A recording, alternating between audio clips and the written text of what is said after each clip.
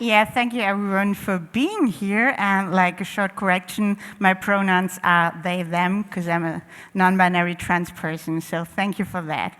Yeah, welcome to our panel, Beating the Gender Bias in AI.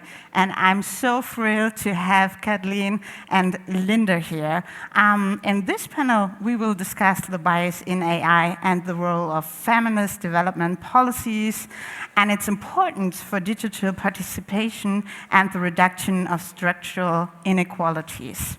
Drawing in on AI and its use in the developed cooperation, the following question will be explored. How can AI be designed in a non-discriminatory and gender-responsive way? And where does the BMZ currently stand regarding a feminist digital policy? And as I said, I would love to announce and to invite you to follow our panel and to introduce first Kathleen Simon. She is a cultural scientist and has been working at the intersection of digital transformation and development cooperation for more than 10 years. In her role as co-lead of the project Fair Forward, Artificial Intelligence for All, she is responsible for the implementation of AI activities in 7 countries in Asia and Africa. The project's main goal is to democratize AI worldwide by fostering local innovation and by open sourcing AI. Kathleen's core interest at Fair Forward is to develop policy framework for ethical AI and foster dialogue on AI and data protection. And we also have Linda Bonio here.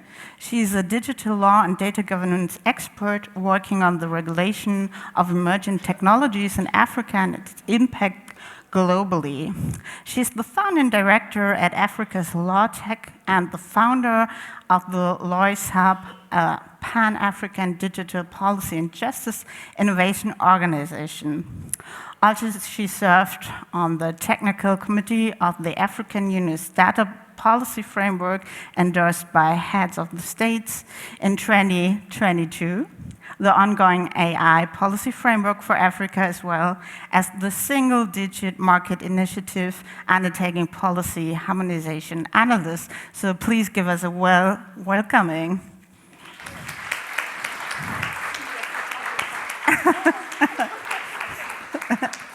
So, to talk about feminist and gender-centered AI seems like a very tricky thing nowadays, because let's be honest, we face a lot of backlashes when we talk about gender equality and human rights. When we saw it worldwide, for example, the Don't Say Gay laws in Florida, or the recently passed law against homosexuality in Uganda. So let's start with the humble question: how can we, not give up hope? Where can we see a better future? Are there even some projects which foster this kind of hope for us for a better and gender-inclusive way? So, Linda, what are the projects to navigate with this kind of problems of feminism, human rights, and AI? Okay, so you have to blow it. In Africa, we have to test it. But yes, we do have different projects. Different interventions that are working towards inclusive AI, especially feminist AI. I'd want to highlight a few projects that are happening in Africa that I think would be useful to know about. We have the Masakane project, which is working towards interpretation of languages. We see that a lot of the things that are happening online are happening in English. And AI is really driven by a lot of English as a language in terms of data sets as well.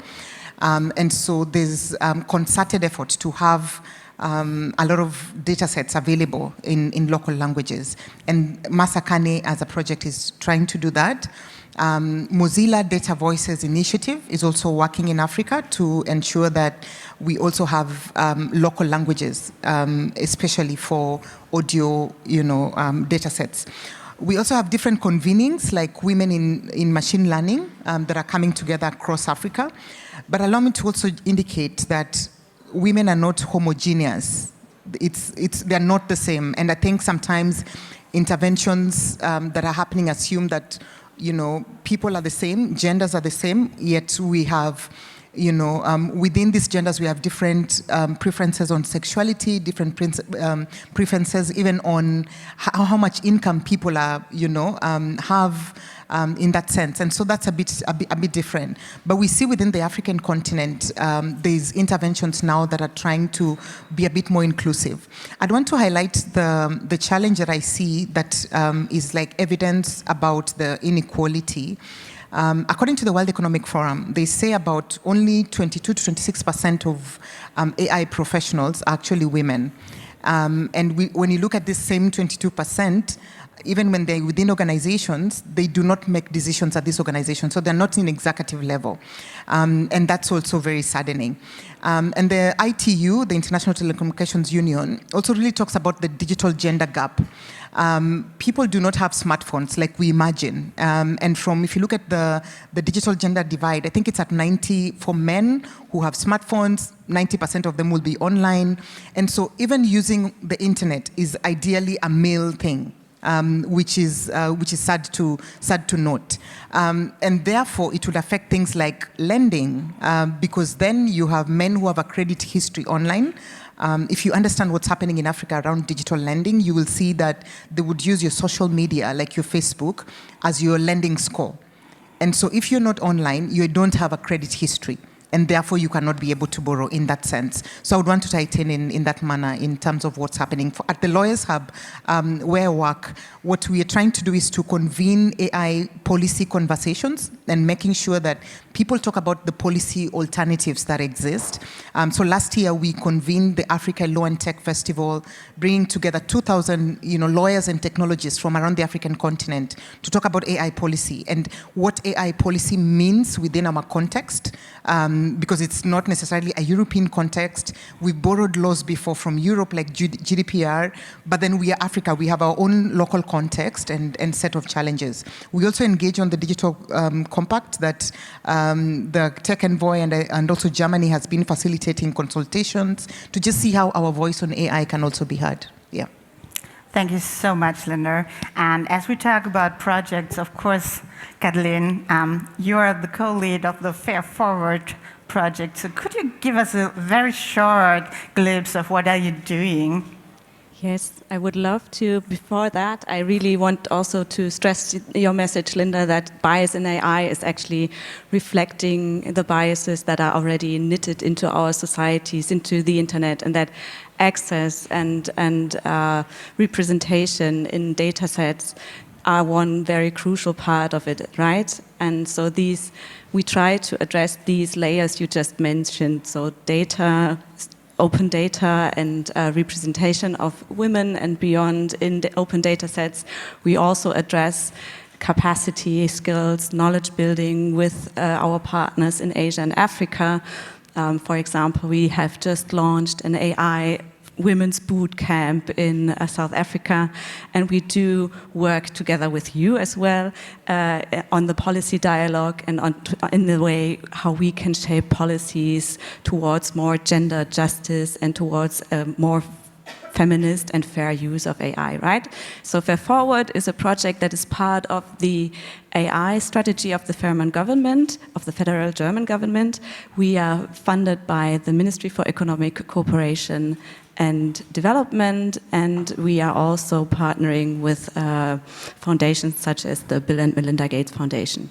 We are active in 7 countries in Asia and Africa. The countries are Ghana, Uganda, Rwanda, Kenya, South Africa, Indonesia, and India. And I'm very happy that I got this list right now. And as I said, we work in these 3 layers already that you just stressed as very important towards a more feminist and inclusive AI. I think I answered your question, Katharina. Yeah, you do very well. And when we look at our audience, it's growing and growing, and all of these gorgeous people, of course, want to set up their own feminist AI projects, I would say. So what could they learn from you? What would you say are the lessons you learned during this period of time? Yeah, so we started in 2019, so we are also quite a young project, right? And when I now start talking about lessons learned, I think it's important to state beforehand, well, our most important lesson learned is never stop asking questions, right? And also repeat them.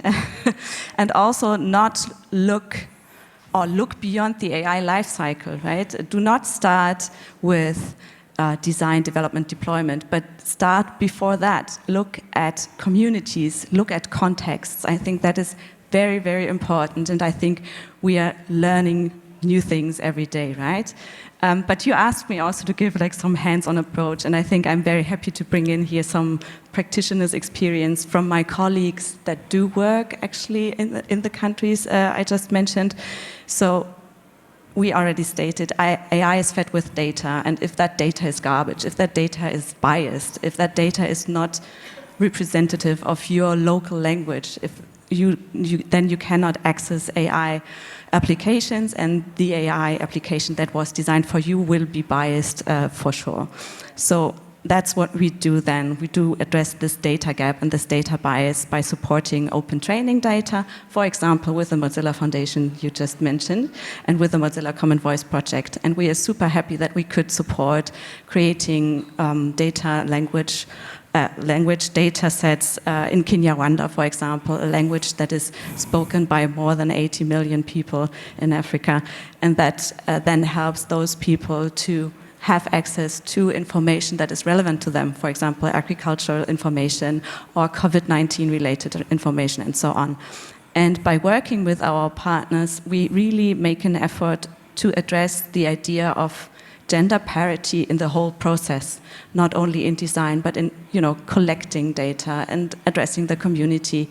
And I think a very valuable resource to look at is Mozilla's Gender Action Plan, because this has also informed many of our activities as well, and they really take you up to the steps, how you could achieve more gender equality in your projects, how you could look at how the data is collected, for example, because it makes a difference if there comes a man to your house and asks you to repeat phrases on raising children and your personal hygiene, or if that is a woman, right? And we also looked at integrating rural accents. We looked at integrating 50% women voice donations, because normally we would have many male voice donations. So voice assistants will be prone to recognize male voices better than female voices. So that is one area we try to assess or address in terms of data justice and gender bias in data. We have two more, but I will finish here because we do not have so much time. Yeah, thank you so much for also having a look at the clock. Linda, could you relate to Kathleen's lessons learned, especially when it comes to the role of an international policymaker or policy advisor, as you are, especially when it comes to structural exclusion, dependent on womanhood, chronic illness, etc., etc.? I think that technology, as it's currently built, is for able-bodied. It assumes that everyone is okay. Nobody's sick, nobody's weak. And we say this as a joke that the strong survive, the weak die. But that should not be about the internet and also about AI, that we should be able to cater for those who ordinarily would not get into these spaces, especially on AI.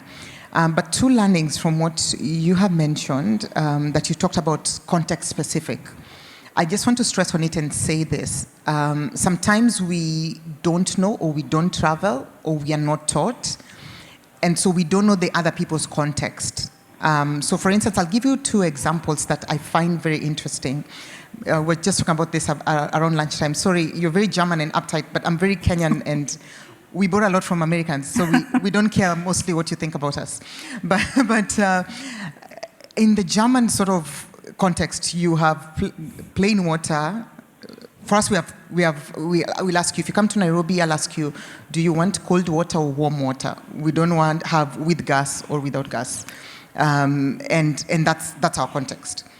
So in Kenya, the average, those are reports around between the ages of 18 and 26.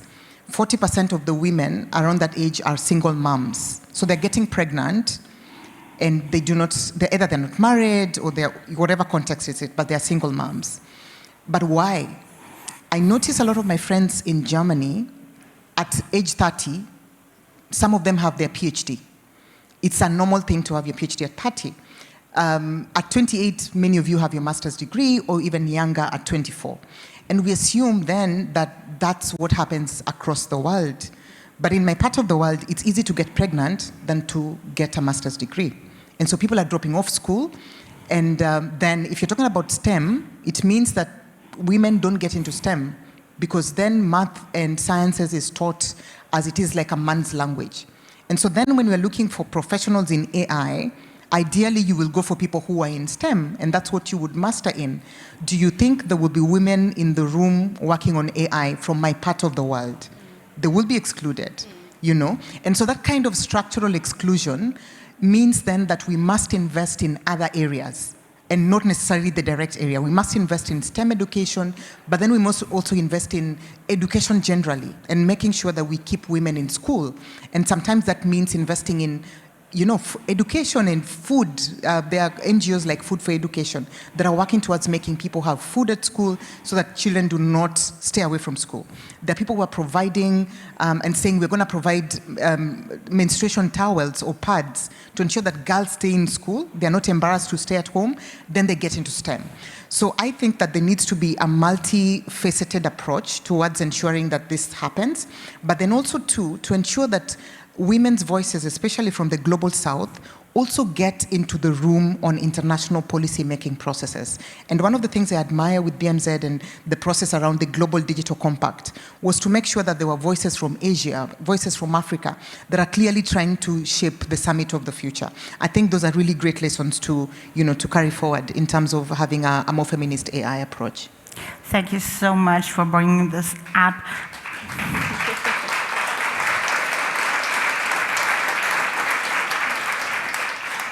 Yeah, and after this well-earned applause, I would like to get a little bit deeper into the policy area and maybe also put it a little bit more specific on digital policies, because what you mentioned, Linda, is like broad feminist idea about what could digital policy be and how could it be related to other feminist issues. And I think you mentioned the German context.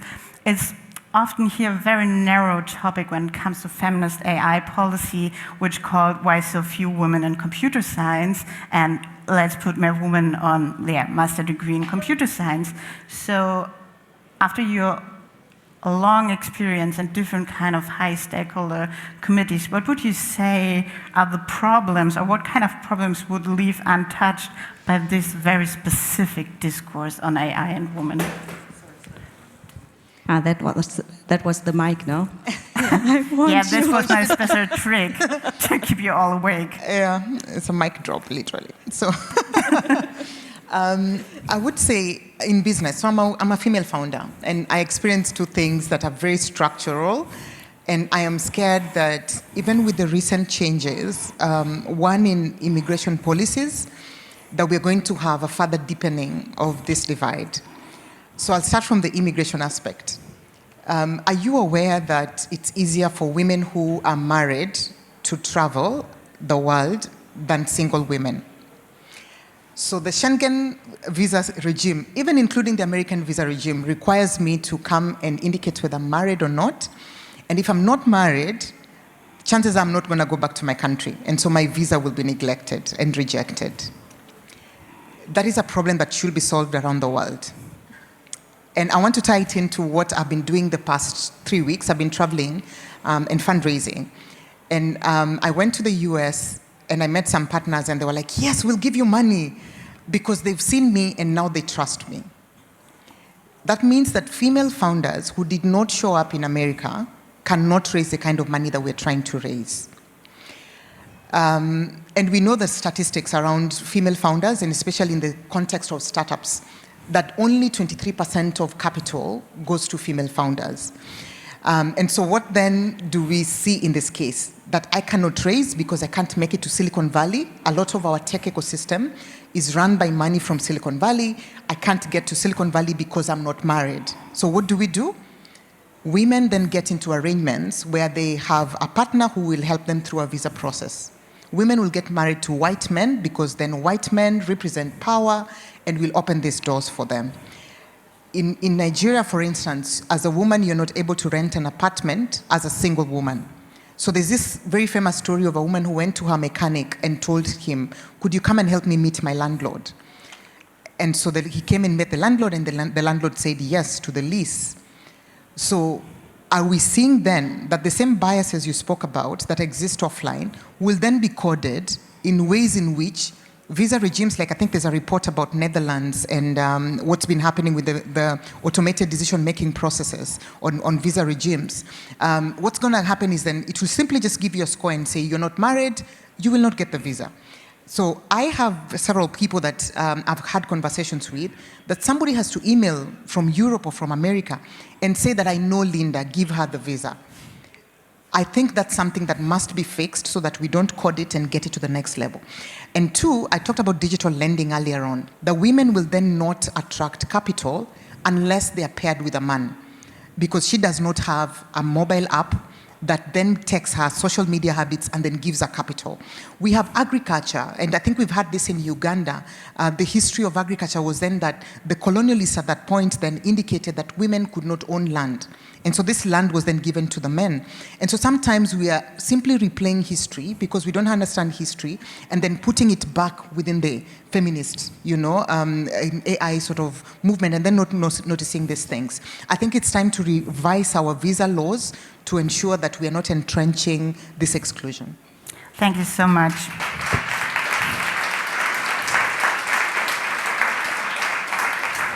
This is so important to hear.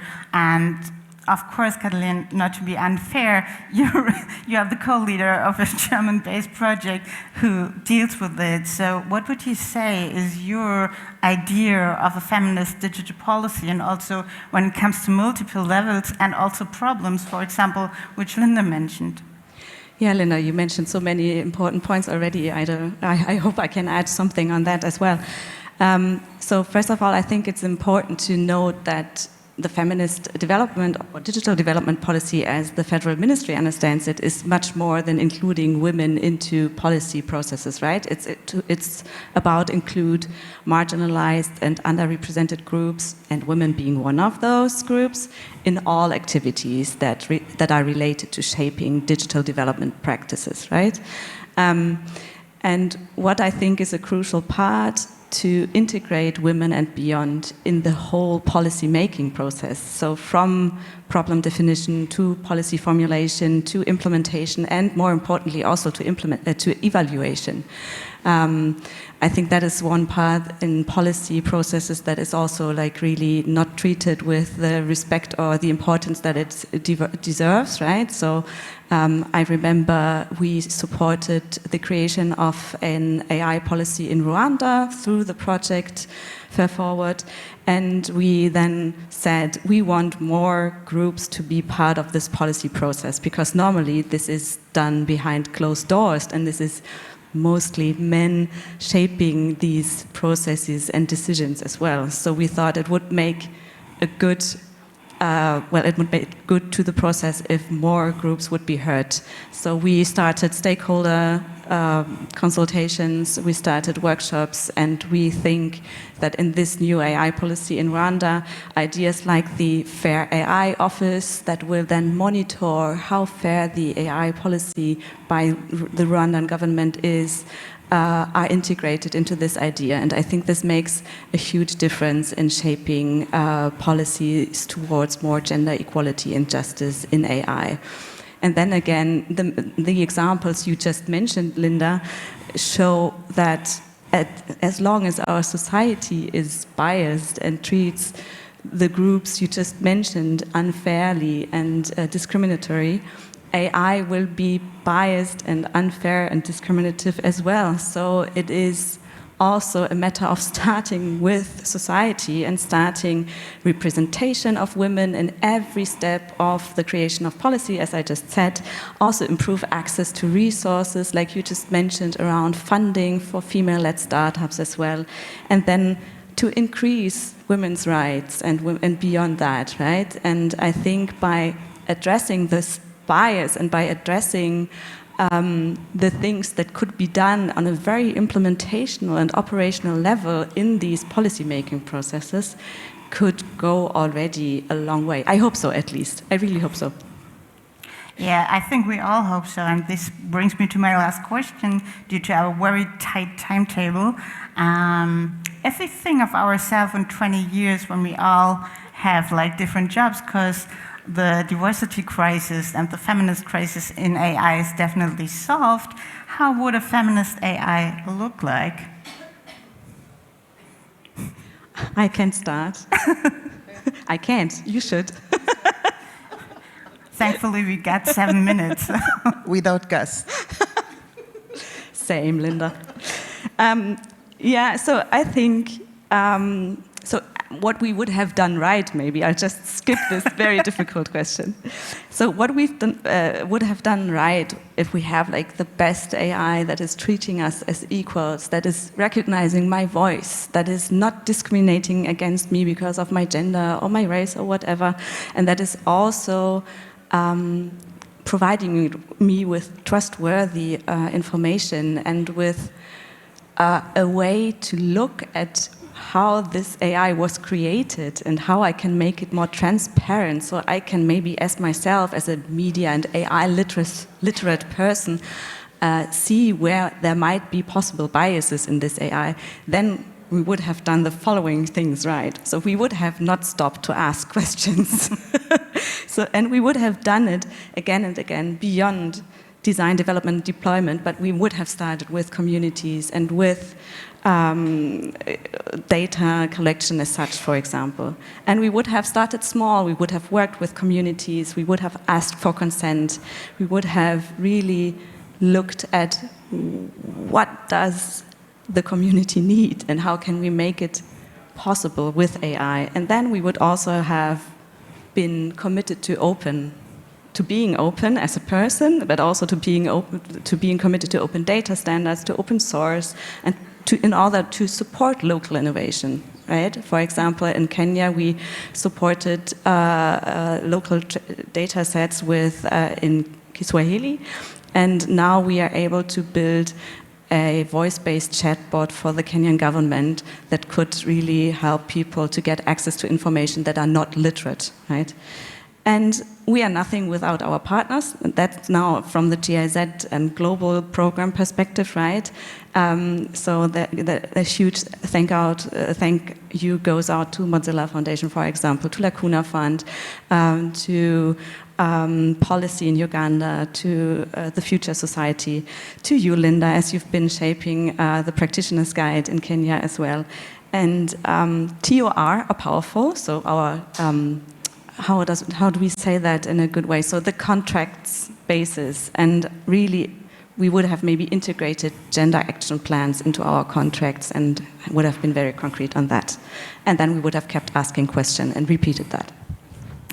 So maybe a local-based AI. Yeah. Linda?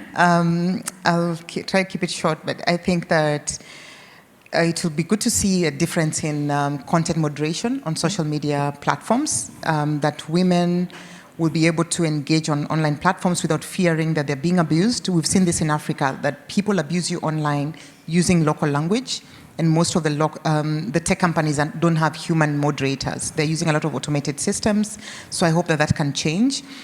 Two, I searched this on ChatGPT, what careers are best for women, and ChatGPT said 1, healthcare, 2, education, 3, business, and 4, social work.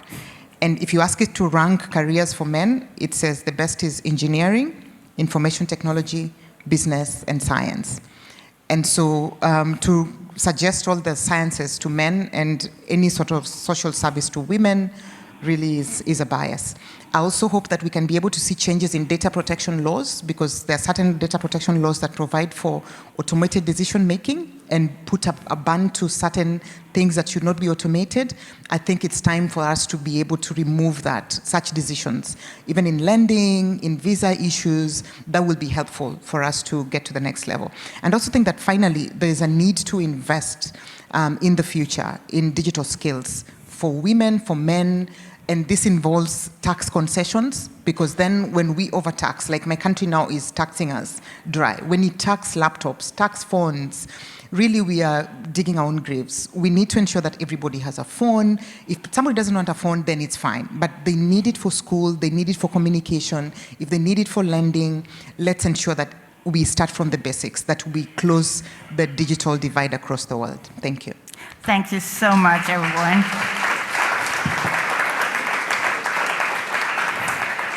So yeah, maybe for the last 2 minutes, I would like to ask you, because when we have more people on stage, you have a kind of privilege that I think it's important, so you have time to finish, sorry, behind you, the conversation. And I heard that you're also staying a little bit afterwards, so it's possible to ask your questions not here on stage, but after, so you can finish your talk, and then I can invite also the next people on stage. Thank you so much.